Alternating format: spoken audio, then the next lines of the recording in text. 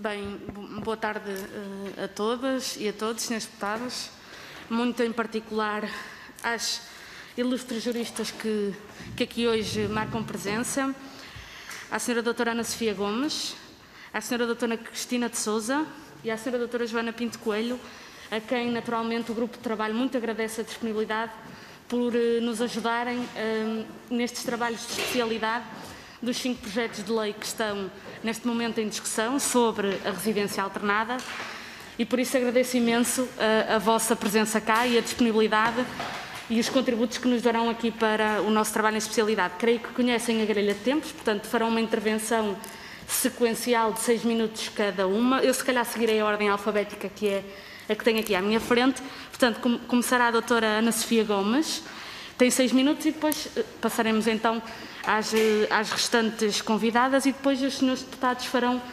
o conjunto de questões que entenderem e numa ronda final devolver-vos-ei a palavra para então responderem e fazerem a intervenção final. E, portanto, agradecendo novamente a presença, dou a palavra à senhora doutora Ana Sofia Gomes para em 6 minutos fazer a sua intervenção. Muito obrigada. Tem a palavra. Muito boa tarde a todos. Começo por... posso? Isso é uma beleza. Agradeço muito. É muito difícil falar de máscara. Muito boa tarde a todos. Quero cumprimentá-los a todos, começando pela senhora coordenadora e os demais senhores deputados presentes. Devo dizer que é para mim uma honra estar aqui hoje convosco, poder partilhar um bocadinho da minha experiência diária sobre estas matérias. Enfim, tenho todo o gosto em poder contribuir modestamente para aquilo que venha a ser uma solução que se espera ótima, não é? E adaptada ao nosso ordenamento jurídico e sempre considerando naturalmente a defesa do superior interesse da criança.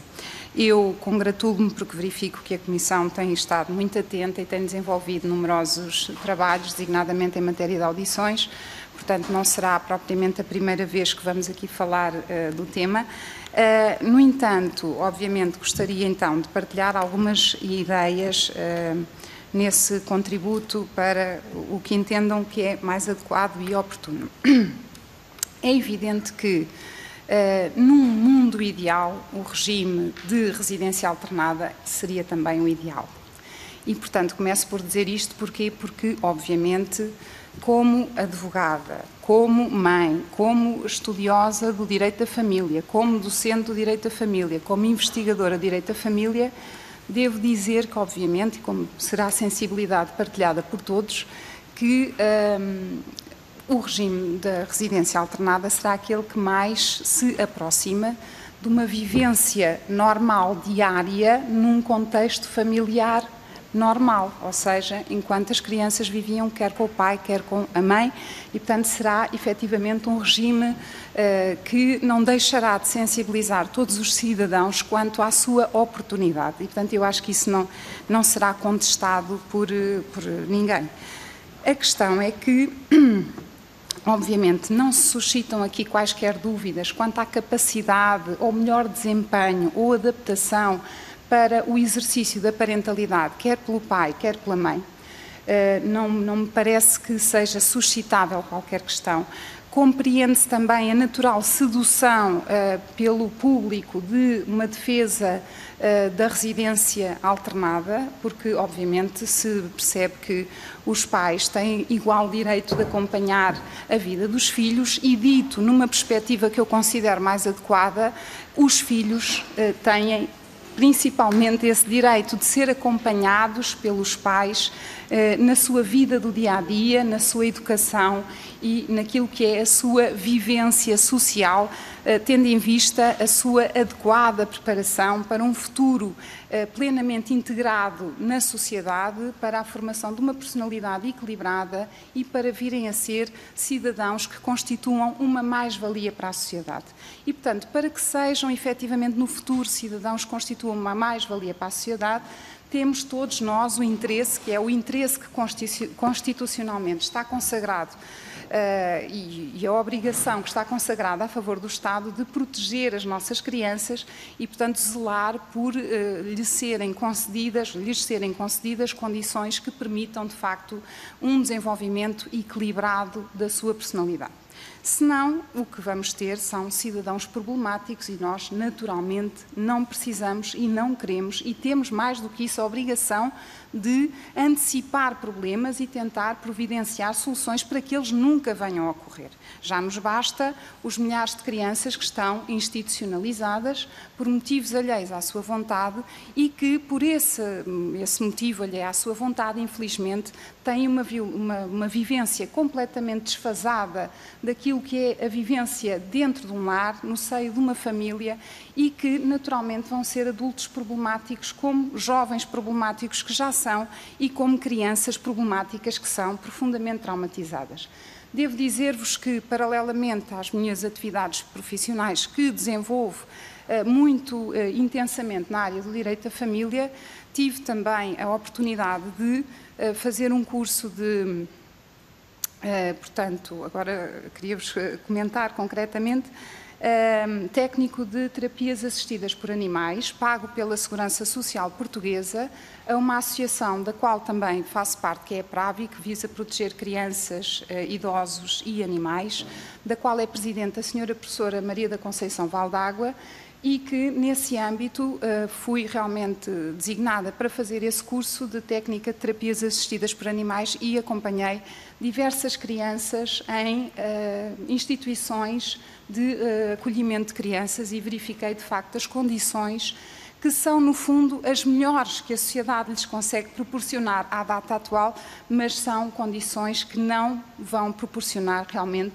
uma plena integração daquelas crianças na vida ativa da nossa sociedade, porque são crianças limitadas na sua vivência diária.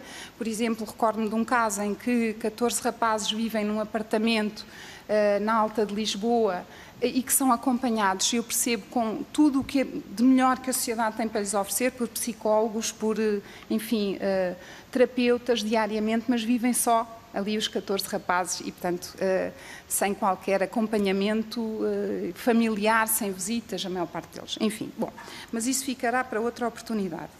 Portanto, não há dúvidas que os pais têm igual capacidade. Queria só salientar que tenho situações em que os pais se recusam a que seja determinado um regime de residência alternada, sendo que nesta matéria começamos logo por ter aqui um problema fundamental, porque a maioria dos juízes, em face de uma situação destas, dizem que não podem obrigar.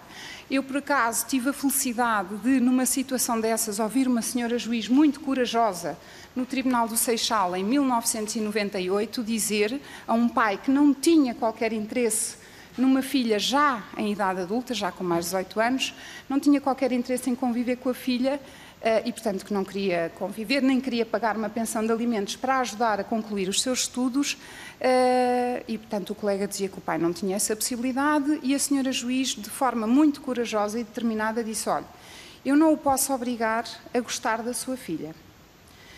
O tribunal não tem a possibilidade de fazer isso, mas eu posso condená-lo de cada vez que o senhor não a for buscar para passar o fim de semana consigo, e é isso que eu farei. Portanto, cada vez que o senhor não cumpra o regime que ficar estabelecido pelo tribunal, o senhor vai pagar uma multa. E eu penso que esta será uma medida adequada para o senhor conseguir reatar o contacto com a sua filha. E é verdade que sempre ouvi dizer que as mentalidades não se mudam por decreto, mas ajuda muito. E acho que hoje em dia começa cada vez mais. Concluísse, por favor. Peço desculpa de interromper. Muito bem. Ora bem, já portanto, passou, em todo já, o caso, tempo já foi esgotado, pedia-lhe mesmo que terminasse, por favor. Portanto, o que eu queria dizer é que realmente não me parece que seja necessário alterar o regime em vigor. Penso que neste momento os tribunais, na sua maioria, estão à frente já do desejo manifestado nas propostas que estamos aqui a discutir por alguns partidos e que, por exemplo, só queria deixar aqui um exemplo para reflexão. Por exemplo, tenho um caso a correr na Covilhã em que o pai foi pedir um regime de residência alternada, o mesmo foi imediatamente decretado após a conferência de pais, não é? Que é o primeiro momento em que o juiz tem contacto com esse pedido de residência alternada, como é moderno, como se ouve falar e como até é hábito considerar-se que é o mais adequado, a senhora juiz decretou. Decretou, ficou a pensar... A doutora podia mesmo concluir se temos mais intervenções. Segundos. Ficou a pensar que a mãe era uma alienadora parental porque a menina mais velha com 12 anos recusava-se a conviver com o pai. Bom, foi decretado o regime, o que é que eu tenho agora em mãos? Tenho 2 meninas que choram porque não querem ir para o pai. Tenho uma mãe que diz que a tem que levar porque senão o tribunal acusa-a de ser alienadora parental. Tenho uma criança com 12 anos que agora ouvida recentemente pelo psicólogo, diz que não quer ir para o pai. Não é que a mãe seja, de alguma forma, uma influência negativa, mas porque um dia estava deitada ao lado do pai e o pai teve uma ereção. E como teve uma ereção, a criança levantou-se, vomitou, ficou a vomitar a noite toda e renega completamente essa possibilidade. Portanto, se nós adotarmos uma presunção ou um regime-regra, temos aqui um grande problema, porque estamos a pensar só para as situações comuns e não estamos a ter em consideração situações particulares que merecem um tratamento particular. O regime-regra, como todos sabemos, é altamente perigoso porque leva a que os tribunais o adotem como regra, não é? Essa presunção passa a regra, o regime preferencial passa a regra e podemos ter situações, na prática, mais complicadas do que estas, com acusações totalmente infundadas de alienação parental. Muito obrigada pela vossa... Eu peço desculpa, mas nós somos tolerantes, mas como temos aqui várias intervenções, por favor. Usem depois o restante tempo. Ora é essa. Senhora doutora Cristina de Sousa, aliás, a quem aproveito por cumprimentar, recordando que até, inclusivamente, já estivemos noutros momentos também a falar sobre o tema e estou agora a recordar-me também disso. E, portanto, senhora doutora Cristina de Sousa tem até 6 minutos para fazer a sua intervenção e renovo os agradecimentos pela disponibilidade.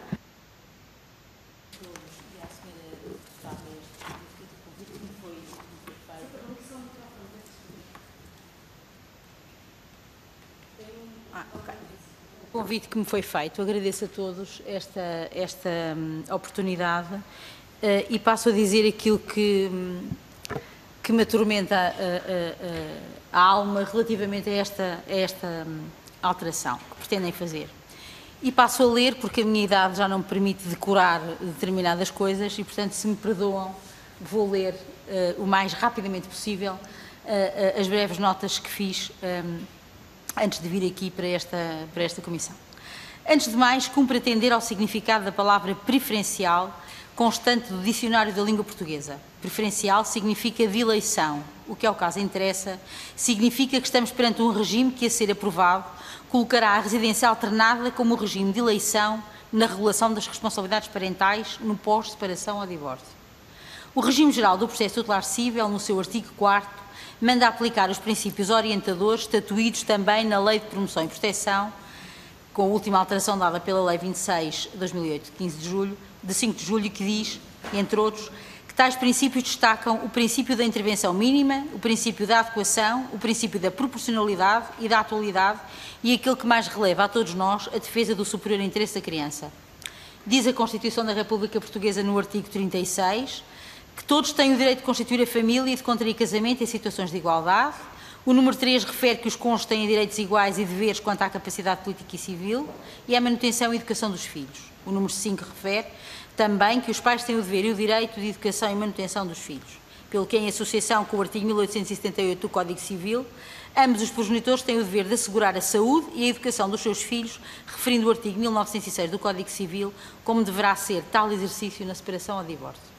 Aqui chegados, e repristinando o início da presente exposição, há que distinguir duas situações.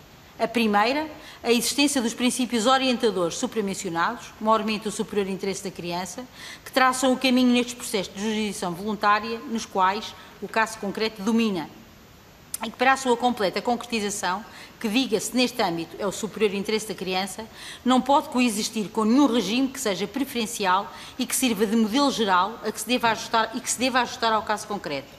Esta situação viola as especificidades do caso concreto, o superior interesse da criança e apropria-se da liberdade da família pós-divórcio, que vê o Estado intrometer-se nas relações familiares, criando modelos que aquele entendem ser preferencialmente adequados. Em segundo plano, não se deve nem se pode confundir a igualdade de direitos que a lei prevê para os progenitores na educação e convívios com os filhos, importantes para o seu desenvolvimento pessoal, como um fundamento para um regime preferencial de tempo igualitário na divisão das crianças.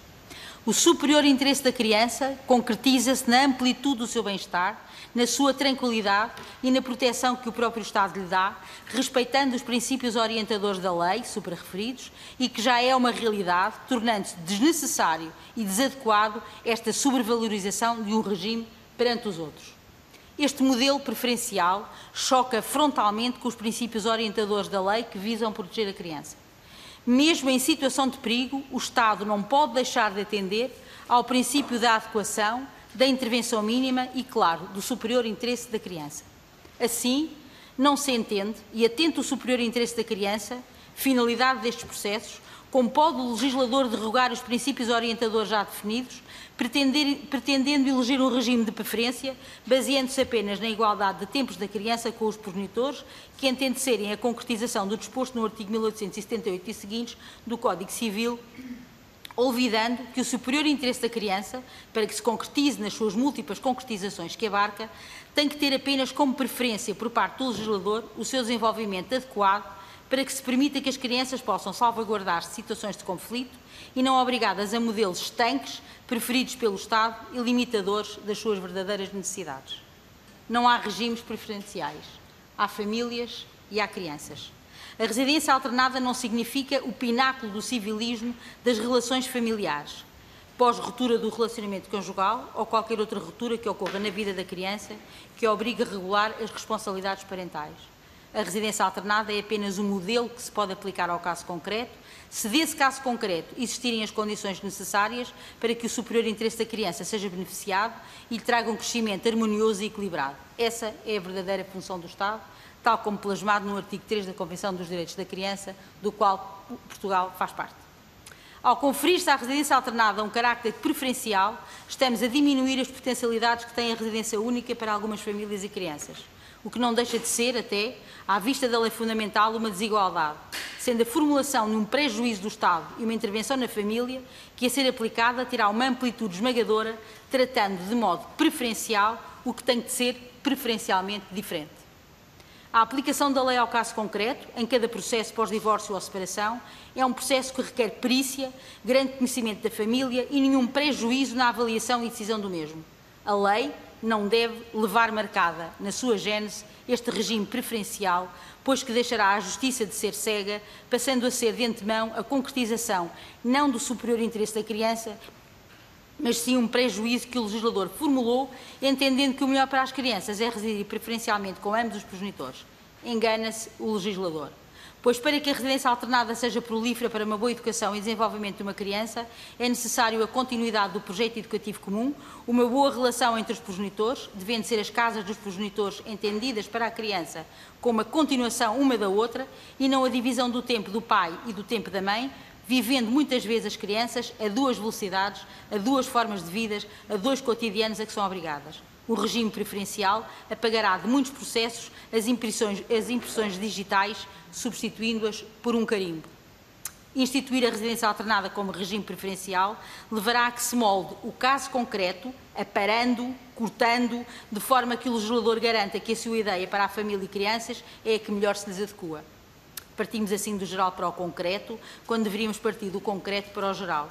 Não pode o legislador olvidar tudo aquilo que foi construído até hoje, abrindo com esta legislação uma caixa de Pandora que permitirá que este regime preferencial deixe de ser uma mera preferência para ser o regime regra que formatará famílias, crianças e que será violadora dos direitos, liberdades e garantias. Pelo que o Estado não deve privilegiar regimes, mas privilegiar que àquela criança ou àquela família seja aplicado o regime que melhor se adequa às suas situações, que melhor defende e garante a sua vida e as suas necessidades, ao invés de dividir milimetricamente os tempos de convívio da criança com os progenitores, quando, na verdade, esta situação, embora importante, não pode ser decisória para que o legislador prefira este regime. Por último, mais uma vez, o legislador altera a legislação tão delicada como esta, sem saber de antemão se o regime existente produziu ou não melhoria na vida das famílias.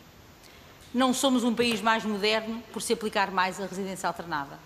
Somos um país mais moderno se conseguirmos responder de forma rápida, adequada e rigorosa às necessidades das crianças, concretizando assim o seu superior interesse.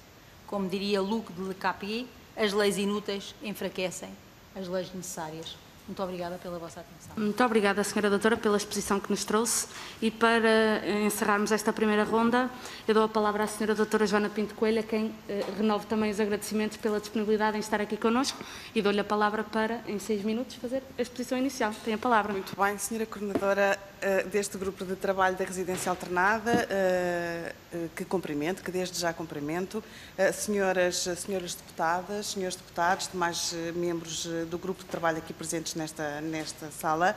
Agradeço desde já o convite que me foi endereçado e é com enorme gosto que estou presente nesta audição e poder assim contribuir com o meu humilde e modesto conhecimento para a discussão e o debate acerca da residência alternada. Eu, reiterando na íntegra todas as palavras das minhas colegas e, portanto, que me antecederam, com as quais concordo, vou, de resto, também passar a ler, não tanto pela idade, como falou ali a doutora Cristina, mas para que, no curto espaço de tempo, possa dizer tudo, efetivamente, aquilo que quero. As responsabilidades parentais e as inúmeras questões que em torno delas se levantam são reguladas em processos de jurisdição voluntária. E no domínio da jurisdição voluntária assume especial prevalência o princípio do inquisitório. Este princípio confere ao Tribunal um poder-dever de investigar livremente os factos, de recolher provas, trazer para o processo todas as informações necessárias e convenientes para que se possa encontrar a solução mais adequada a um determinado caso em particular. Significa isto, como sabemos, que os juízes e as juízas não estão limitados a critérios formais, uniformizadores, gerais e abstratos que comprometam o principal propósito legislativo, aqui e nestes processos, centrado na proteção das crianças. Ora, a composição dos interesses casuisticamente apreciados e decididos, segundo critérios norteados pela salvaguarda da defesa e do superior interesse da criança, é essencialmente incompatível com a fixação de presunções jurídicas ou regras preferenciais que se destinem a ser generalizadamente aplicadas a todas as crianças. Por outro lado, a fixação de um regime preferencial é também ela incompatível com o critério do superior interesse da criança. O critério do superior interesse da criança traduz uma opção legislativa que assenta numa complexidade e multiplicidade de questões relacionadas com as dinâmicas familiares em geral e com o direito da família em particular. Ora, nesta multiplicidade de questões, esta multiplicidade de questões não se coaduna com a introdução de uma regra preferencial que valha generalizadamente para todas as crianças. No centro do debate da petição pública apresentada nesta Assembleia e que deu origem às iniciativas legislativas que agora se discutem, promove-se a ideia de que a residência alternada é a estrutura familiar que melhor atende quer às necessidades da criança, físicas, psicológicas, emocionais, sociais e materiais, quer à igualdade entre homens e mulheres no envolvimento parental e na articulação trabalho-família. Assistimos de uma forma global a este movimento pelo menos desde a década de 70 do século XX. Não é, portanto, uma realidade nova. E se há lições que podemos retirar, são aquelas que a história dos acontecimentos nos oferece. E, portanto, que enquanto as relações familiares permanecerem assimetricamente desiguais, as leis da família e as mudanças que nela são preconizadas e introduzidas produzirão sempre impactos diferentes entre homens e mulheres. Só que aqui, nestes processos, o que está em causa é verdadeiramente os interesses das crianças. No processo de regulação das responsabilidades parentais, em que se determina a residência de uma criança em concreto, impõe-se ao Estado o dever de proteger os interesses daquela criança. É isto que significa o critério do superior interesse da criança. E sabemos de antemão que haverá tantos superiores interesses de crianças quantas as crianças relativamente às quais for necessária a intervenção dos tribunais para a regulação dos seus interesses. O que se prede ao julgador é que abrace cada causa em que é pedida a sua intervenção como sendo única e que, isento de estereótipos e preconceitos, ajuda a definir o projeto de vida daquela criança. Usar os processos de regulação das responsabilidades parentais para promover a igualdade de género é hierarquizar de forma contrária ao escopo da lei, portanto, de forma contrária ao escopo da lei, os interesses subjacentes aos processos em causa. A igualdade de género e as políticas públicas promotoras dessa igualdade são, sim, e devem ser preocupações e propósitos que o Estado deve servir, mas de forma articulada com a regulação dos interesses das crianças. Usar as crianças como pressuposto de que existe um campo equitativo nas relações sociais da família, criando uma falsa consciência de igualdade, é uma política falaciosa e contrária ao imperativo constitucional do artigo 9º, a linha H da Constituição da República Portuguesa. É por isso, na minha opinião, necessário não confundirmos estas duas questões, que, se bem que podem estar articuladas, não podem ser hierarquicamente enviesadas. Durante o ano de 2009, como membro da Associação Portuguesa de Mulheres Juristas, tive o privilégio de coordenar o projeto Girassol, no âmbito do qual analisei mais de 100 de acórdãos dos Tribunais Superiores, Relações e Supremo em matéria de responsabilidades parentais. Como é sabido, nestes processos, grande parte, a maioria das decisões destes processos não chegam ao Supremo Tribunal de Justiça, por questões legais, e sobre grande parte das decisões proferidas em primeira instância não chega sequer a haver recurso. Portanto, os processos que analisei são uma ínfima parte daquilo que acontece nos nossos tribunais. Mas do que me foi dado perceber pelas decisões que pude analisar, a residência alternada, quer a título provisório, quer a título definitivo, é abundantemente usada nos nossos tribunais, pelo menos desde 2012. Não colho, por isso, o argumento que a redação do artigo 1906 restringe a possibilidade de utilização deste regime.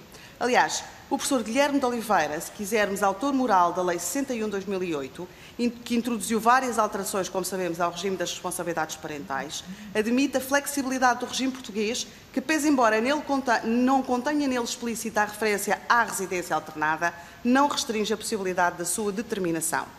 Ultrapassando, aliás, a interpretação restritiva que se pretende do artigo 1906, a jurisprudência tem vindo a considerar que a redação do número 7 do artigo 1906 pretende significar, e há de pretender significar nos dias de hoje, uma participação tendencialmente igualitária ou equivalente nas rotinas e nos tempos dos filhos, dando um cumprimento mais perfeito ao artigo 36, número 3 da Constituição, o qual é uma concretização do princípio de igualdade do artigo 13. E estou a citar um acórdão de 2019, o acórdão da Relação de Lisboa de 2019, final de 2019.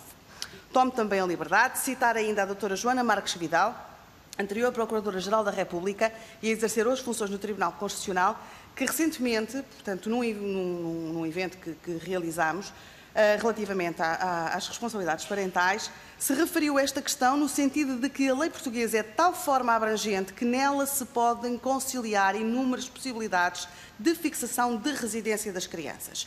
Portanto, parece-me inútil e desajustada a alteração do regime em vigor. A manter-se este propósito, e termino já, a manter-se este propósito de se pretender a todo o custo fazer uma alteração da lei, relativamente à residência alternada, admito como possível o ajustamento, enfim, colocar-se na lei a menção residência alternada como uma das possibilidades de reajustamento do regime, alternativamente com o regime da residência única atribuída a um dos progenitores, portanto, figurar como alternativa. Não me parece igualmente desajustado que no número 7 do artigo 1906 se introduza, à semelhança do que já se prevê noutros ordenamentos jurídicos, que sempre que possível se estabeleça uma divisão equilibrada do tempo e de partilha das responsabilidades entre os progenitores. Mas, e assim termino, nunca descurando, seja qual for a redação na norma, a vontade e a participação das crianças e os interesses delas no processo da regulação das responsabilidades parentais que lhe digam respeito. Muito obrigada. Obrigada a nós pela exposição que nos trouxe. Concluída que está esta primeira ronda, passamos à segunda ronda, que será exercida pelas senhoras e pelos senhores deputados que naturalmente fazem parte aqui do nosso grupo de trabalho. E, como é habitual, eu dou a palavra à senhora deputada Isabel Rodrigues, do Grupo Parlamentar do Partido Socialista. Tem a palavra, senhora deputada. Obrigada, senhora coordenadora. Cumprimento-as em nome do Grupo Parlamentar do Partido Socialista e agradecendo a vossa disponibilidade para estarem aqui connosco hoje, começando pela parte final da intervenção da doutora Joana Pinto Coelho, a intenção do Partido Socialista, e tenho a certeza que dos outros partidos que apresentaram projetos de lei neste sentido, não é fazer uma alteração à lei a todo o custo, é responder àquilo que o PS interpretou como uma necessidade sinalizada não apenas através da petição que deu aqui entrada, mas, por exemplo, através dos pareceres que recebemos do Conselho Superior da Magistratura e do Conselho Superior do Ministério Público, ainda quando foi apreciada a petição, pareceres esses que foram confirmados agora.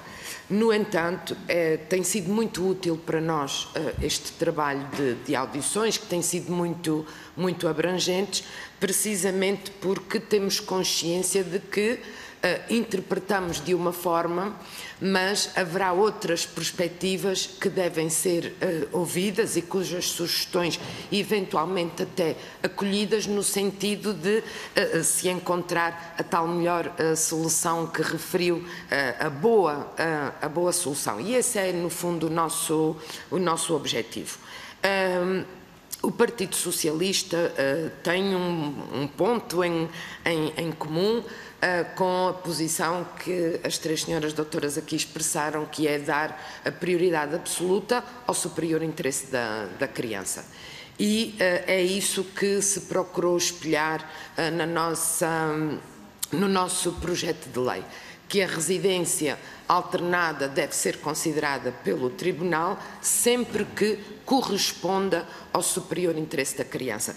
E nós temos consciência, e eu julgo que foi a doutora Joana Pinto Coelho que disse com toda a pertinência, que há tantos interesses superiores quantas as crianças a quem é necessário apoiar para terem cumpridos integralmente os seus direitos. Temos também a perspectiva de que a regulação das responsabilidades parentais se faz no interesse dos filhos e corresponde essencialmente a um direito dos filhos, e que o seu exercício está vinculado a esse superior interesse da criança. E foi por isso com muito interesse e com muita atenção que acompanhamos as vossas intervenções e que tomei nota das questões que levantaram.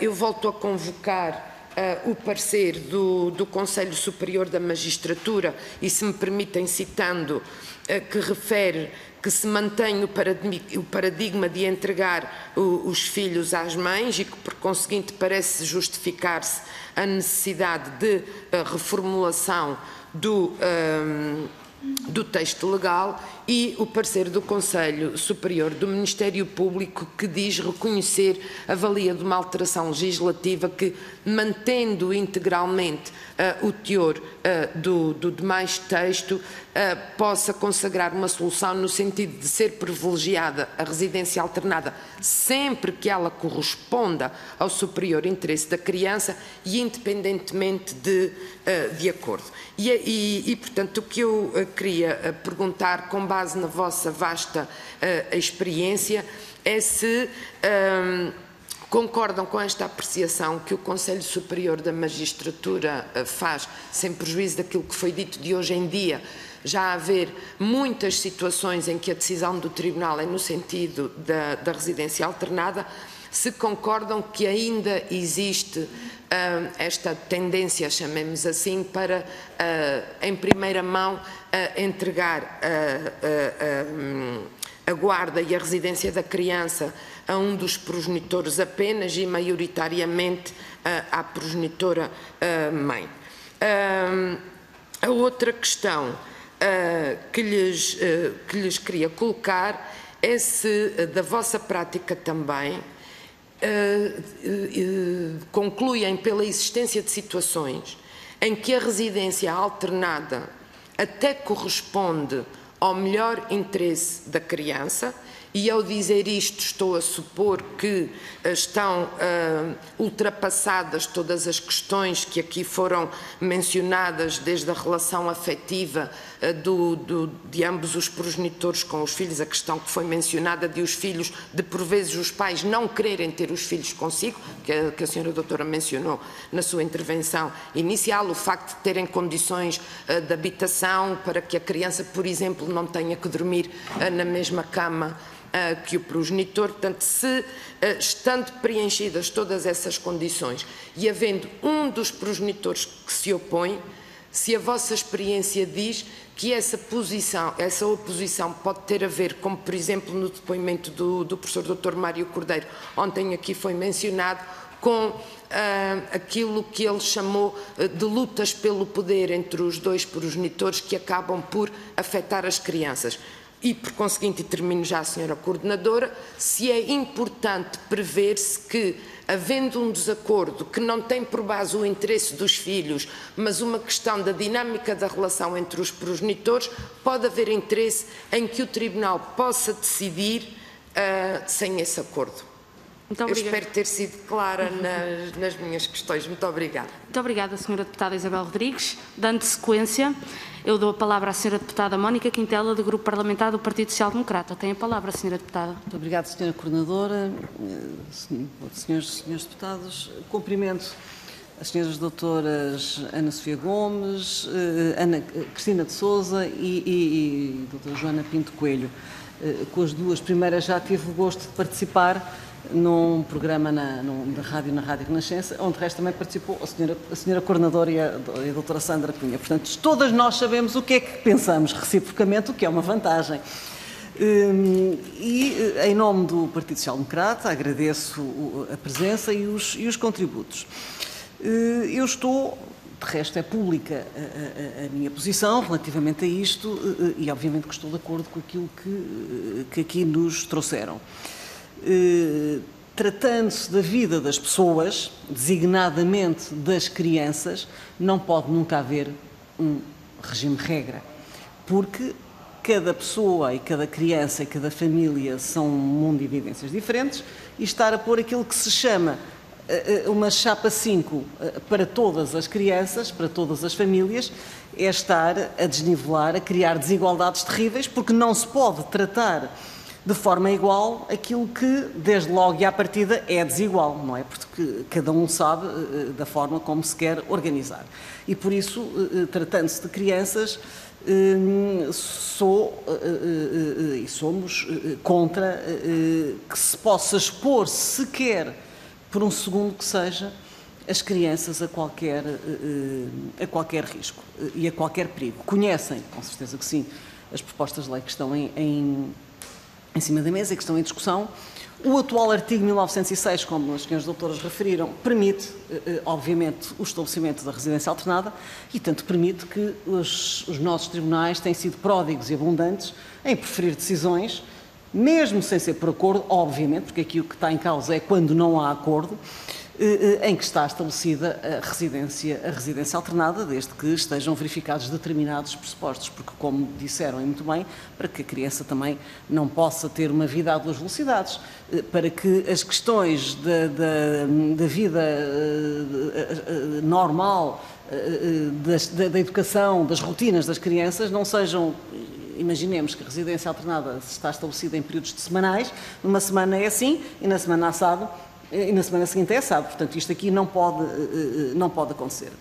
Também me parece, e tenho dito isto muitas vezes, que não é esta a sede, nem pode ser esta a sede para se esgrimirem argumentos de igualdade de género, porque a criança nasceu e não pediu para nascer. Portanto, aqui não estamos a ver, nem estamos a regatear quem é que vai passar mais tempo, quem é que vai passar menos tempo, quem é que fica mais prejudicada, como também já aqui ouvimos. Portanto, não é isto que nos interessa.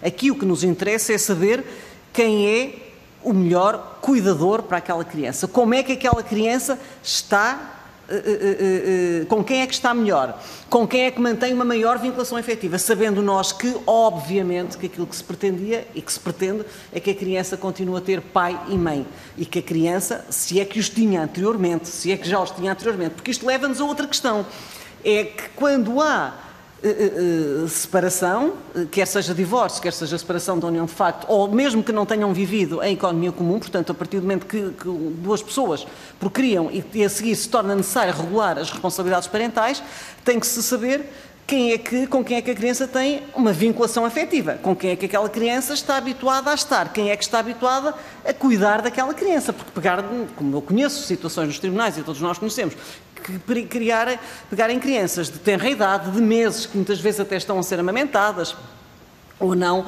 mas e de repente andam de umas casas para as outras e muitas vezes sem sequer, quando os progenitores nem sequer falam entre si, E nós sabemos que há situações, e conhecemos, e são abundantes as situações, em que uma criança, por exemplo, está doente, está a tomar um antibiótico, está a tomar um medicamento, e quando passa para as mãos do outro progenitor, nem sequer esta referência, não só não vão os medicamentos, não vai a receita médica, nem sequer transmitem o que é que dizem, o que é que os médicos disseram. Portanto, estas situações, esta é a vida, é aquilo que eu digo muitas vezes, o legislador não pode estar divorciado, nem pode estar aliado da vida em concreto. O legislador tem que conhecer a vida, tem que perceber como é que se vai regular a vida daquelas pessoas, e isto acontece. E quem anda nos tribunais e quem vive e quem passa por elas sabe que isto que acontece. E por isso eu não posso estar mais de acordo, porque não podemos ter uma chapa na cabeça a dizer isto agora é assim, eu acho que os senhores todos vão dividir o tempo das criancinhas e fica tudo como Deus com os anjos. Isto não pode acontecer de maneira nenhuma. Tem que se ver o que é melhor para aquela criança, o que é melhor para aquela família. Portanto, isto é aquilo que o Partido Social Democrata pensa.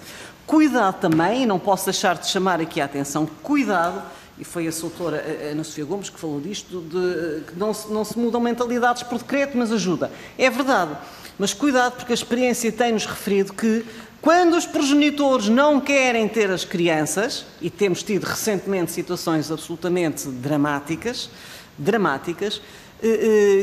não podemos expor as crianças a essa má vontade. Portanto, e suscita aqui estas questões. Porque eu conheço, porque muitas vezes, porque se o pai ou a mãe, quem quer que seja, e para mim quando falo progenitor é o pai ou a mãe, não faço distinção. Tenho dito muitas vezes, conheço belíssimas mães, péssimas mães, conheço belíssimos pais, conheço péssimos pais. Portanto, aqui o que está em causa é o progenitor. Qual é o ser humano? É o ser humano que está em causa. Para concluir, Sra. Deputada. Muito obrigado, Sr. Presidente, vou concluir. Aqui acontece muitas vezes que quando não querem, quando não têm uma vinculação afetiva, o que é que pode acontecer àquela criança que lhes é entregue e que necessita de cuidados específicos? Portanto, muito cuidado. E, por fim, termino, sendo as três advogadas, e é importante, porque eu tenho batido muito nesta tecla, qual é que expliquem, qual é a tramitação processual nos tribunais, ou seja, falamos em processo de jurisdição voluntária, o que é que acontece quando alguém recorre ao tribunal, as fixações dos regimes provisórios, que elementos é que o tribunal nessa sede tem, se é obrigatório, nós sabemos que sim, fixar logo ali um regime provisório, e que elementos é que dispõe, e como é que isso vai funcionar, e quais são os tempos que depois demoram a ser fixado o regime definitivo. Porque no regime da fixação do regime definitivo estamos todos de acordo, é feito um julgamento, se não for por acordo, é feito um julgamento e são ouvidas testemunhas, peritos e o Tribunal decide com base numa prova. Agora, na fixação do regime provisório, não, é olhómetro, não é? É cheirómetro, como se costuma dizer, não tem nenhum elementos. E é isso que eu queria, estas questões que eu queria suscitar às senhores doutores. Muito obrigada, Sra. Deputada Mónica Quintela. Eu dou a palavra então à Sra. Deputada Sandra Cunha para fazer a sua intervenção. Tem a palavra, Sra. Deputada. Muito obrigada, Sra. Coordenadora. Muito boa tarde a todos e a todos e um especial cumprimento às convidadas que temos aqui hoje e que nos ajudam a pensar e a refletir e a encontrar a melhor solução para esta questão que temos aqui em cima da mesa, que é estabelecer a residência da criança em situação de separação, enfim, divórcio, etc. Eu acho que todos os projetos, todas as iniciativas que estão aqui em cima da mesa têm todas, é óbvio, o objetivo de garantir aquilo que é o superior interesse da criança e partem de uma premissa que também me parece que é partilhada por toda a gente e por toda a sociedade também, que é de que é no melhor interesse da criança manter uma convivência igualitária, ou tendencialmente igualitária, pelo menos com os dois progenitores, enfim. Mas estas iniciativas também, é verdade que deram entrada e foram construídas, parece-me que foi um bocadinho em todos os grupos parlamentares, talvez com exceção do projeto do PSD, com a ideia de que, com outra premissa que começamos a ver agora, com todas os contributos que têm chegado, tanto por escrito como aqui pelas audições que temos feito, que se calhar não correspondia bem àquilo que se pensava inicialmente, e que é esta premissa, esta ideia de que a residência alternada não era o que era normalmente aplicado pelos nossos tribunais e que, portanto, era sempre entregue preferencialmente, a criança era dada à residência única e, normalmente, à mãe, e, portanto, aquela ideia de que os tribunais não aplicariam a residência alternada na maior parte dos casos. Começamos a perceber-nos agora que isso se calhar não corresponde exatamente à realidade, porque efetivamente quem está no terreno, apesar de não haver estudos, não haver dados, portanto não temos sequer, realmente como aqui foi falado, uma avaliação sobre o regime atual, mas a verdade é que a experiência de quem sabe, de quem está no terreno, seja juristas, advogados, magistrados, enfim, tivemos cá também já outro tipo de especialistas, como os psicólogos que acompanham as crianças e que fazem aqueles relatórios para os tribunais, portanto uma série de gente de facto nos diz que os tribunais portanto a prática já é a de escolherem a residência alternada, também por considerarem que é isso que cumpre e que respeita ao superior interesse da criança. E, portanto, eu acho que nós, se calhar, temos que conversar bastante sobre isto e perceber, enfim, se este será o caminho ou não. Queria só dizer também que nos preocupa, para o Bloco de Esquerda, preocupa-nos especialmente os casos em que existe violência doméstica. O artigo 1906-A já tenta acautelar essas situações de violência doméstica, mas falo quando há uma medida de coação, uma decisão de condenação, enfim, várias situações, ou estiverem em grave risco os direitos e segurança das vítimas, e aqui até pode parecer um bocadinho mais abrangente. Mas normalmente é numa fase em que o processo de crime já está um bocadinho mais avançado, não é? Para haver esta consciência toda e estas medidas, etc. Portanto, aquilo que nos preocupa é numa fase mais inicial e para além de que nos preocupa também as persistentes e continuadas falhas de comunicação entre Tribunal Criminal, que continuam a acontecer, e Tribunal de Família e Menores, e, portanto, por isso é que no nosso projeto o Bloco de Esquerda inclui uma linha em que se diz que a decisão do Tribunal de Família e Menores depende da recepção de comunicação judicial de que não procede nenhum processo de violência doméstica. Queria perguntar a vossa opinião sobre isto e perguntar também se têm outras sugestões que possam ajudar a acautelar aquilo que são as situações de violência doméstica para proteger as vítimas, mulheres e crianças, numa situação inicial, não é? E numa situação em que, por exemplo, não haja queixas anteriores de violência doméstica, por aí. Só terminar para dizer que, relativamente à questão da presunção do regime de regra ou do regime preferencial, nós sabemos que os vários projetos têm aqui várias, enfim, formulações diferentes. Eu, com toda a humildade, reconheço que mesmo o projeto do Bloco de Esquerda não fala em regime-regra, mas a verdade é que um sistema preferencial acaba por fazer aquilo que disseram, que é fazer com que aquela opção, aquela solução seja aplicada de forma generalizada a todas as situações. E percebo que isso tem problemas com estes processos que são processos de jurisdição voluntária e que são processos em que tem que haver uma decisão caso a caso, um conhecimento muito profundo, uma investigação muito profunda sobre as situações. Eu vou já mesmo terminar. Portanto, compreendemos os perigos deste regime preferencial e, por isso, pergunto, eu acho que foi a doutora Joana Pinto Coelho que referiu isso, se seria melhor, na redação final que aqui encontrássemos, ter, por exemplo, a residência alternada para dar este sinal ao decisor, decisor judicial, ao juiz, que este é um regime que tem que ser considerado, mas ser como um menu, enfim, ter uma das opções do estabelecimento do regime da residência da criança. Se seria, na vossa opinião, uma solução mais avisada para garantir, enfim, que não se instituía isto como efetivamente uma regra. Para terminar, Sra. Deputada. 20 segundos. Só dizer que, relativamente à oposição de um dos progenitores em relação à residência, em relação a qualquer decisão do Tribunal no que respeita à guarda das crianças, eu também devo dizer que acho que as lutas pela guarda da criança não podem justificar que o legislador decida pelo juiz, precisamente por isso, porque cada caso é um caso, porque o juiz tem que conhecer a história, tem que conhecer a família, tem que conhecer a situação, tem que conhecer as necessidades da criança e decidir, e portanto que não deve ser o legislador a fazer isso. Mas sobre a questão da violência doméstica, é a pergunta que eu faço, como melhor proteger as vítimas, mulheres e crianças, e sobre a situação desta alteração, desta opção pelo menu, pela escolha de, enfim, em vez de ser uma preferência, um regime preferencial. Obrigada. Muito obrigada, Sra. Deputada. Para encerrar esta ronda, eu dou a palavra à Sra. Deputada Joacine Catar Moreira, que nos acompanha por videoconferência, a quem eu aproveito para dar os meus cumprimentos e devolver-lhe a palavra para encerrar então esta ronda. Sra. Deputada, em até 2 minutos com a tolerância habitual, tem a palavra. Sim, senhora. Portanto, eu iria iniciar por cumprimentar as nossas convidadas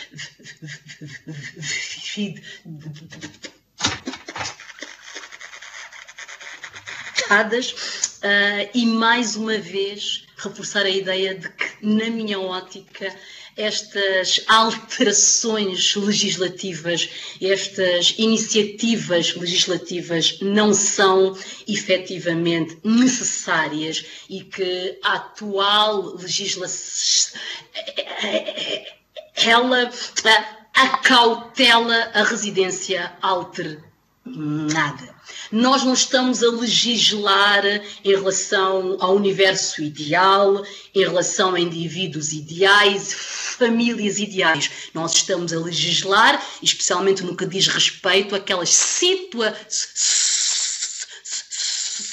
em que existe já uma enorme dificuldade de comunicação. E, na minha ótica, o superior interesse da criança, ela não passa exatamente por ignorar as especificidades de cada uma, não é? E, nesta minha ótica, estas iniciativas legislativas fazem exatamente esse erro, não é? Que é legislar com uma ótica de causalidade linear, não é? Do tipo, isto vai dar origem a isto, e a residência alternada vai originar aquilo e vai dar origem... Não é assim a realidade. E eu iria, digamos assim, unicamente questionar se não haverá outros mecanismos de melhorar esta legislação sem necessitarmos de alterá-la e sem necessitarmos de estar a impor a residência alternada enquanto um regime número 1. E era isto só. Muito obrigada, Sra. Deputada. Para encerrarmos então esta nossa reunião do Grupo de Trabalho, eu devolvo a palavra às nossas ilustres convidadas, a quem apelo para o escrupuloso cumprimento do tempo apenas por uma razão, porque nós às 15h30 temos subcomissão para a igualdade e para a não discriminação e algumas das senhoras deputadas terão que estar também presentes e por isso eu peço desculpa porque sei que o tema levar-nos-ia a ficarmos aqui horas a fio a discutir, mas de facto apelo ao vosso poder de síntese nesta matéria. Agradecendo naturalmente a vossa disponibilidade, eu dou a palavra pela mesma ordem, se não se importarem, para responderem ao conjunto de questões que as senhoras deputadas levantaram aqui na nossa reunião do Grupo de Trabalho. Portanto, em primeiro lugar, dou a palavra à senhora doutora Ana Sofia Gomes.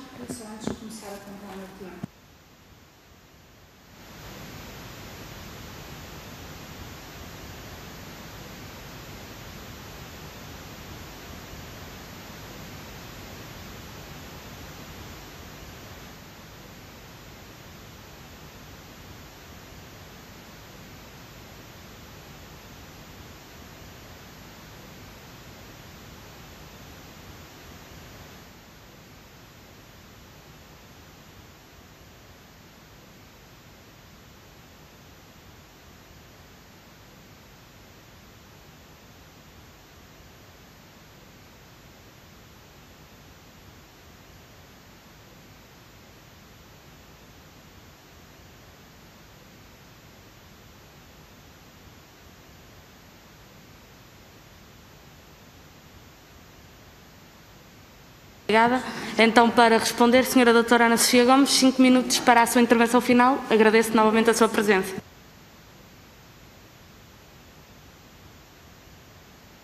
Desculpem.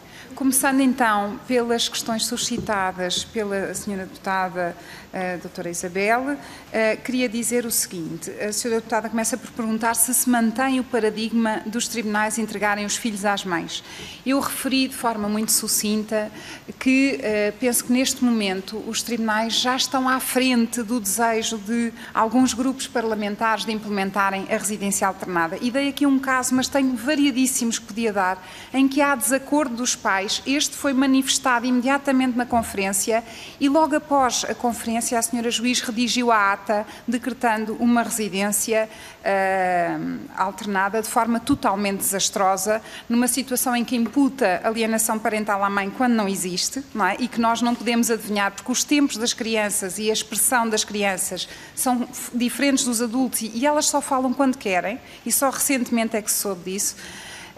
E, portanto, eu acho que neste momento os tribunais decretam muito mais residência alternada do que decretam realmente uma entrega única e exclusiva à mãe. E mesmo em caso de desacordo e no caso logo na conferência de pais, que é o primeiro ato da tramitação processual, como vamos tentar explicar em seguida. Depois, penso que a segunda questão tinha a ver com o facto da oposição dos progenitores, poder existir uma luta entre os progenitores. Os advogados são servidores da justiça, tal como os juízes, e, portanto, eu acho que um advogado que se queira intitular como tal deve aliar-se e desaconselhar qualquer tipo de procedimento que tenha em vista motivações egoísticas. É o que eu faço, é o que eu vejo outros colegas fazer, não posso dizer que sejam todos, mas mesmo assim o Tribunal não quer ter em consideração interesses dos adultos, quer é concentrar-se no interesse das crianças e é isso que eu vejo maioritariamente acontecer. Quanto a... agora vamos ver aqui, que acho que me enganei na página... portanto, esta seria a última. Se existe esse desacordo, o Tribunal decreta, para responder à terceira questão da senhora deputada, decreta independentemente de acordo, e esta é a prática, um pouco de norte a sul, que temos hoje em dia, é a nossa realidade. Depois, a senhora deputada do PSD referiu que realmente se trata aqui de uma proposta que será um bocado chapa 5, é verdade. Penso que o artigo 1906 está perfeitamente adaptado, como mostra a realidade, em que a maioria dos tribunais acabam por decretar uma residência alternada. Eu penso até, como disse inicialmente, mais à frente do que aquilo que era o desejo do legislador em algumas propostas, não é?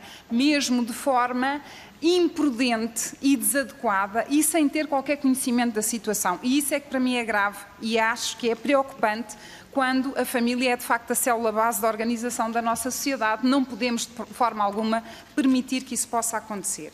Depois, não podemos, obviamente, expor as crianças ao risco de serem entregues contra a vontade do progenitor, necessariamente, e eu penso que isso ficou também subentendido da minha intervenção. E quanto à tramitação, diria muito sumariamente que enviamos um requerimento ao Tribunal a dizer que a criança nasceu na constância do matrimónio fora dela, com uma certidão de nascimento, os pais não se entendem, urge regular as responsabilidades parentais, o que se solicita ao Tribunal, designando desde logo a conferência a que alude o regime geral do processo tutelar cível. Chegamos todos ao Tribunal e pode ninguém ter dito nada sobre o mau feitio do progenitor, se presta bons ou maus cuidados, rigorosamente nada, até por uma questão de tentar chegar a um acordo na conferência e para não indispor as pessoas, porque as pessoas são notificadas daquilo que se escreve.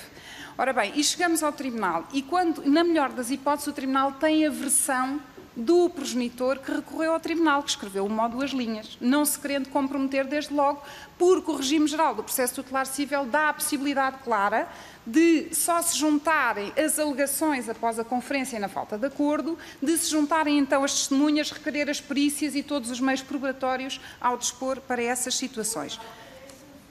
Diga-se, doutora. depois da ATE e da mediação, se assim for entendido, porque nem todos os tribunais seguem esse procedimento, também é preciso dizê-lo, mas é a regra que a lei prevê e, portanto, é de admitir que possa acontecer. Ora bem, portanto, quanto à tramitação será esta, e portanto é gravíssimo do meu ponto de vista, e porque a família é a nossa célula base da organização social, que se possam decretar residências alternadas, como aconteceu na Covilhã, como aconteceu em Castelo Branco, como acontece por todo o país. Pronto.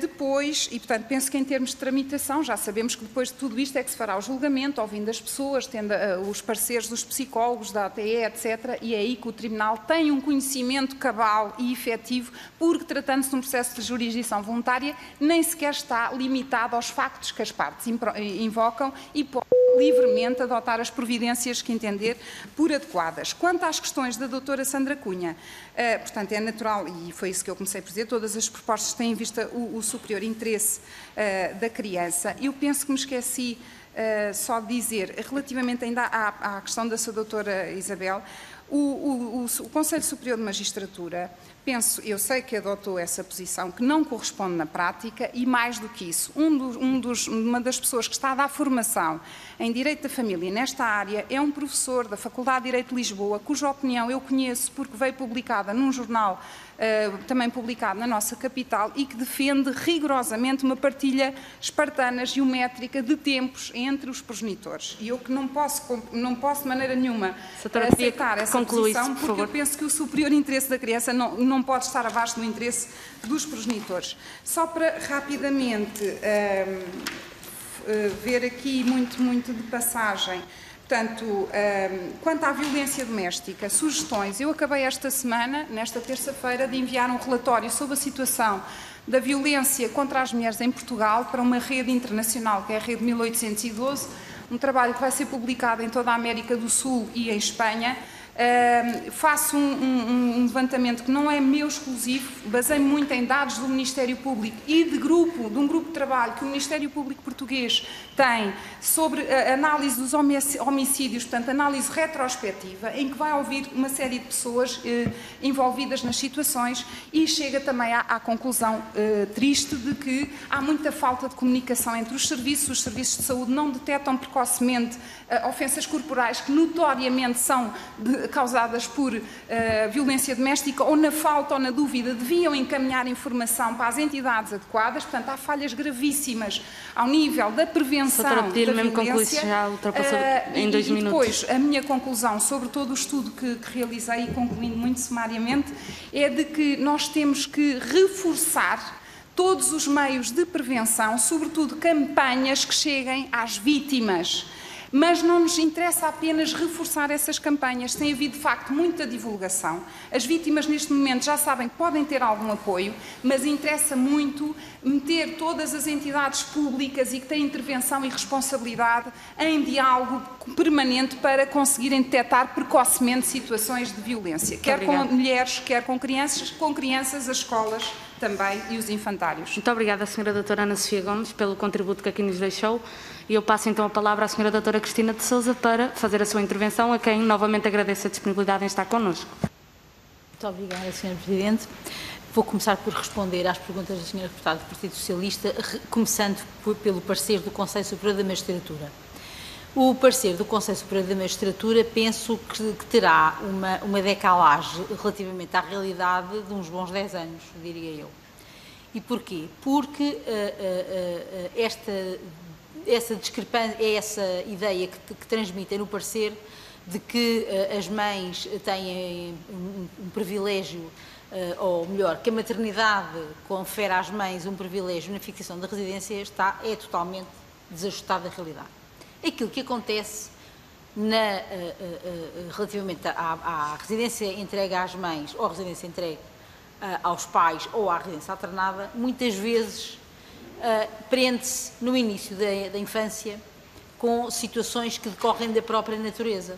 Nós não podemos alterar a natureza, por muito que tentemos. Há situações, muitas vezes quando são crianças de tenra idade, bebés de colo, muitas vezes até por acordo entre os progenitores, a criança fica entregue à mãe e depois, a partir de uma determinada altura, os progenitores podem entender, de facto, que alargar o regime chegando à residência alternada. Não me parece, a mim, do meu ponto de vista, mas isto sou eu, e da experiência que tenho, porque só faço família, uma criança com 6 meses em regime de residência alternada parece-me uma coisa perfeitamente tétrica.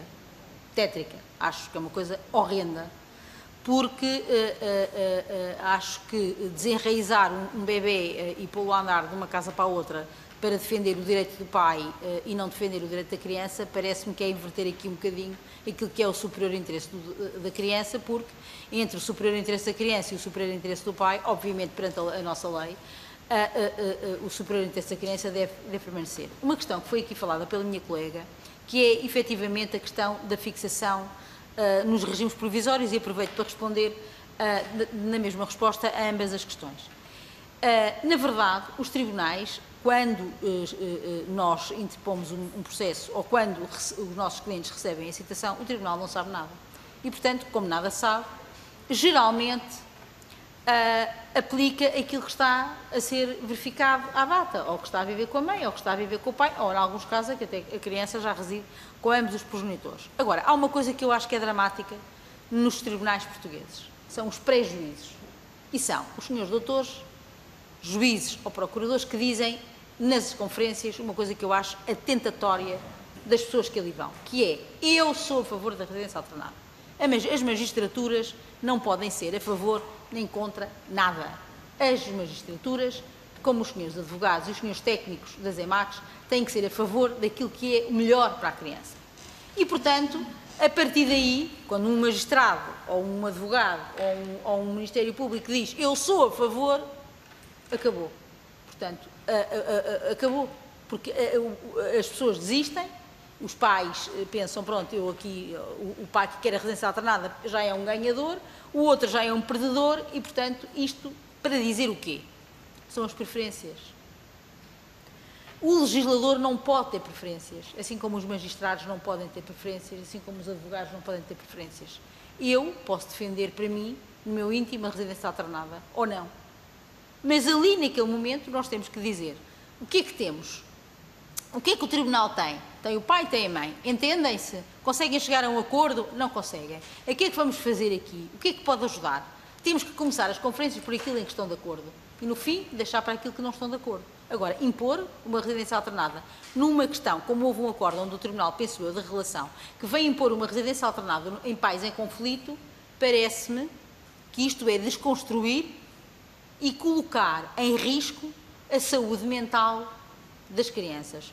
E não só das crianças, dos progenitores, porque eu acho que a saúde mental seria também, penso eu, uma questão que tem que ser melhor acolhida no direito português e que tem sido um bocadinho descurada nas responsabilidades parentais. Outra questão da violência doméstica. Eu tenho um caso em que o senhor foi condenado como agressor de violência doméstica, condenado numa pena de afastamento durante 3 anos. Já fiz requerimentos à regulação das responsabilidades parentais, para aí uns 20 requerimentos, a pedir que seja aplicado em 1906. Até hoje não foi.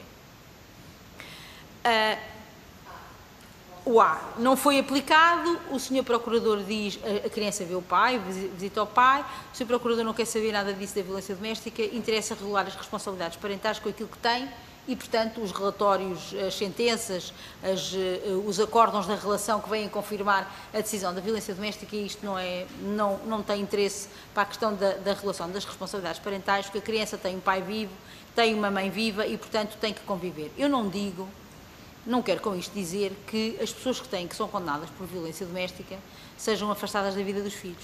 Não digo isso. A parentalidade também se ensina, também se aprende. E muitas vezes, eu acho que é isso que faz falta. Faz falta uma interdisciplinaridade que toda a gente fala, mas que na realidade prática não se verifica.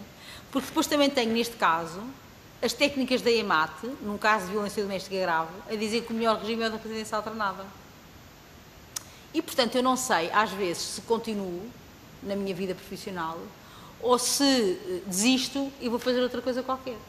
Porque quando eu tenho técnicas da EMAT que dizem, num caso destes, que o melhor para a criança é a residência alternada, num pai agressor, ou podia ser a mãe agressora, parece-me que está tudo dito no que se refere à prática. Agarrando aqui um bocadinho, já agora, termino já, no que disse aqui a doutora Sandra Duque, Sandra, se a residência alternada deve constar como uma linha. Eu acho que isso não me choca, embora, tendo em conta aquilo que já existe no 1906, diz muito simplesmente, o juiz fixa a residência. E, portanto, as únicas possíveis são, por exclusão de partes, a única e a alternada.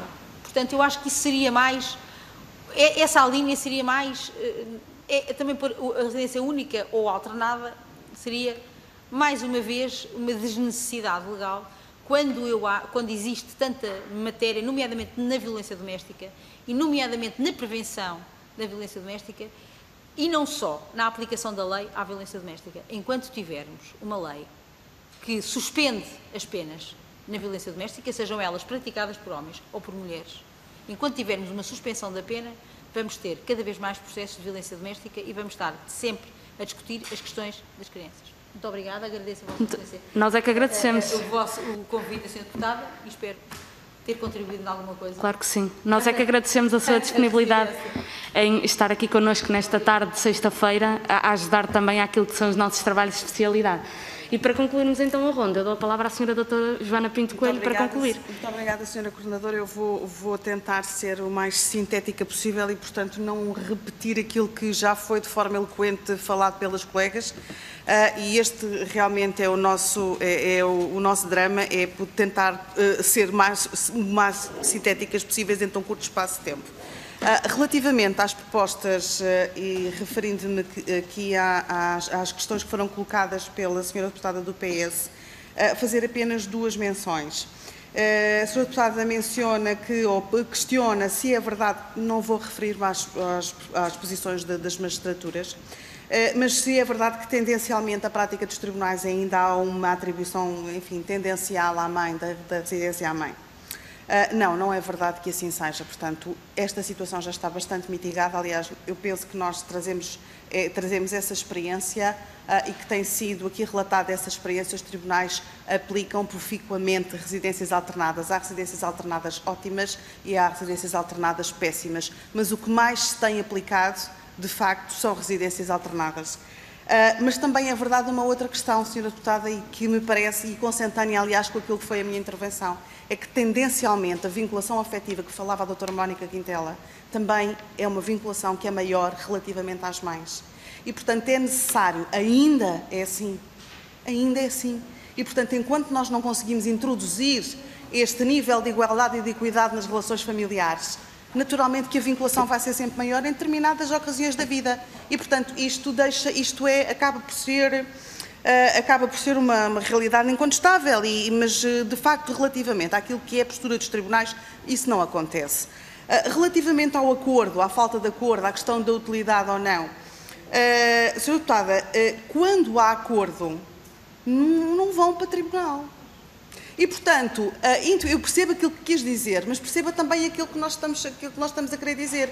Quando o pai e a mãe estão de acordo relativamente à residência alternada, não vão para tribunal. Portanto, quando a residência alternada é aplicada em tribunal, normalmente há sempre o desacordo de alguém.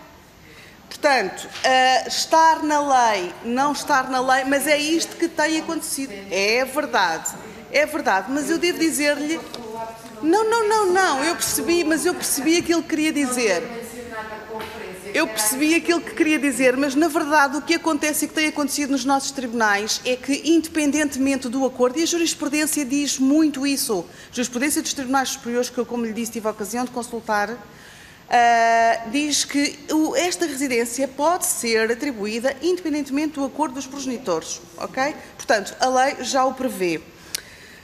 Relativamente às questões da doutora Mónica Quintela, enfim, não vou repetir a questão do processo, dar-lhe apenas uma nota, e no que diz respeito àquilo que pode ser trazido também como experiência. Eu ontem tive a ocasião de, enfim, participar num webinar onde esteve um senhor juiz do Tribunal de Família e Menores do Porto, em que ele nos deu a experiência dele relativamente à residência alternada, era mesmo sobre os critérios de fixação da residência, e o senhor juiz, por iniciativa própria, naturalmente, é óbvio, e isto para dizer também que há tanta coisa em que se pode legislar com utilidade, portanto vamos pensar nisto.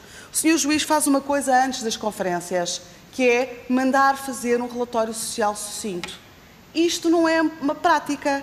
Portanto, quando vamos à conferência, vamos com aquilo que são, lá está, as premissas ou as alegações do requerente, não é? Ou da requerente. Na realidade, este senhor ontem confrontou-nos com... E, portanto, isto de facto, se calhar faz sentido fazer um relatório sucinto, porque não há cruzamento de dados ainda com o crime. Não há. Pronto. E, portanto, isto tem que ser uma questão que tem que... enfim, o CRC não chega, porque há práticas que ainda não constam do CRC. Mas, ainda assim, já há alguma preocupação e verifica-se alguma preocupação. Eu chamaria só também a atenção e naquilo que eu tentei de alguma forma para trazer alguns contributos, e eu vou tentar ser, falta um bocadinho ainda. Nós temos, enfim, o privilégio de poder aprender com experiências.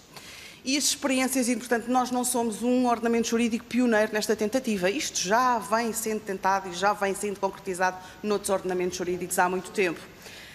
E, portanto, eu iria só deixar-vos um exemplo que aconteceu e acontece, portanto, numa legislação muito recente do Governo de Aragão, aqui mesmo ao nosso lado, que instituiu e tinha instituído a residência alternada, se a memória não me falha, em 2001, e que em 2019 veio justamente retroceder esta questão. E retroceder como? Não foi retirar a possibilidade da residência alternada, foi introduzir-lhe aspectos que devem ser contemplados na decisão da residência alternada. E diz que devem ser contemplados a idade, o arranjo social ou familiar, portanto, a dinâmica familiar com os filhos, a opinião das crianças, sempre que tenham discernimento, e isto para a residência alternada, a aptidão e vontade dos progenitores em assegurar a estabilidade dos filhos, as possibilidades de conciliação da vida familiar e laboral dos dois progenitores, a dedicação de cada progenitor aos filhos no período da convivência, e, portanto, isto está cá tudo na lei. Enfim, são contributos e eu penso que são alguns exemplos que se podem dar. Só para terminar, Sra. Doutora, vou mesmo terminar. Eu não posso deixar, como já referi aqui, não posso deixar de dizer, e como sabem, sou associada da Associação Portuguesa de Mulheres Juristas, tenho conhecimento portanto, da proposta de alteração do 1906, que foi entregue aqui nesta Comissão, e, portanto, nessa proposta está a residência alternada prevista como uma alternativa. Nessa proposta está também a possibilidade de se fixar o regime equitativo, número 7, fixar um regime equitativo que seja permeável ali aos interesses de todos os intervenientes e, portanto, sempre na defesa do superior interesse da criança, e não posso deixar de remeter, digamos assim, para essa proposta. E, portanto, muito obrigada mais uma vez e espero que possa ter contribuído de alguma forma para esta discussão. Muito obrigada. Muito obrigada. O agradecimento é apenas e só nosso, pela vossa disponibilidade e pelo vosso contributo que aqui nos trouxeram, que ajuda também a este trabalho de construção de um texto único, que é esse o trabalho que nós estamos a fazer, tentar consensualizar o máximo possível, e os contributos de todos aqueles que cá têm vindo têm sido essenciais para afinarmos aqui aquilo que ainda são os pontos da discórdia. E por isso, resta-me agradecer, desejar-vos um bom fim de semana, bem-ajam e tudo bom para todos, e às senhoras e aos senhores deputados também um ótimo fim de semana, bem-ajam.